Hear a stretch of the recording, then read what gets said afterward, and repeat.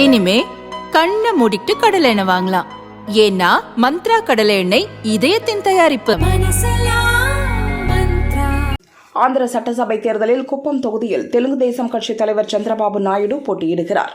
அவர் சார்பில் அவரது மனைவி புவனேஸ்வரி நேற்று வேட்புமனு தாக்கல் செய்தார். பிரமாண பத்திரத்தில் சந்திரபாபு சொத்து விவரங்கள் இடம்பெற்றுள்ளன. சந்திரபாபு மற்றும் அவரது மனைவி புவனேஸ்வரிக்கு 931 கோடி ரூபாய் மதிப்புள்ள சொத்துக்கள் இருப்பதாக தெரிவிக்கப்பட்டுள்ளது. 2019ஆம் ஆண்டில் சந்திரபாபு மற்றும் புவனேஸ்வரியின் சொத்து மதிப்பு 668 கோடி ரூபாயாக இருந்தது. கடந்த 5 ஆண்டுகளில் சந்திரபாபுவின் சொத்து மதிப்பு 263 கோடி உயர்ந்துள்ளது. ஹெரிடேஜ் ஃபுட்ஸ் உள்ளிட்ட நிறுவனங்களில் புவனேஸ்வரி முதலீடு செய்துள்ளார். அதன் மூலம் கிடைத்த வருவாய் காரணமாக சந்திரபாபு நாயுடுவின் சொத்து மதிப்பு உயர்ந்துள்ளதாக பிரமாண பத்திரத்தில் கூறப்பட்டுள்ளது.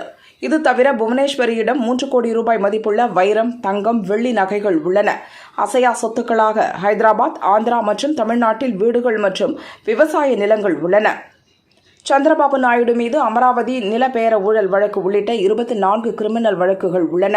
திறன் மேம்பாட்டு பயிற்சி திட்ட ஊழல் வழக்கில் கடந்த ஆண்டு கைதாகி ஜாமீனில் வெளியே வந்தார். 2019இல் நடந்த சட்டசபை தேர்தலில் குப்பம் தொகுதியில் சந்திரபாபு நாயுடு 36,000 ஓட்டு வித்தியாசத்தில் வெற்றி பெற்றார்.